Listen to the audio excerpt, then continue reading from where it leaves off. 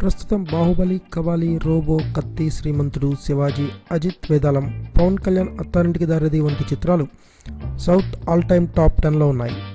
వీటి సరసన జనతా గ్యారేజ్ కూడా చేరింది. ఇప్పటికే 76 కోట్ల కలెక్షన్లను పొందిన జనతా గ్యారేజ్ 80 కోట్ల మార్కును రీచ్ అయ్యే ఛాన్స్ ఉందంటున్నారు ట్రేడ్ అనలిస్టులు. టైగర్ ఎన్టీఆర్, కొరటాల శివ దర్శకత్వంలో వచ్చిన బిగ్గెస్ట్ సినిమా జనతా గ్యారేజ్. ఈ సినిమా ఎన్టీఆర్ కెరీర్ని పూర్తిగా మార్చివేసింది. జనతా గ్యారేజ్ సినిమాతో సౌత్ ఇండియాలోని మోస్ట్ వాంటెడ్ హీరోగా రికార్డు సొంతం చేసుకున్నాడు ఎన్టీఆర్.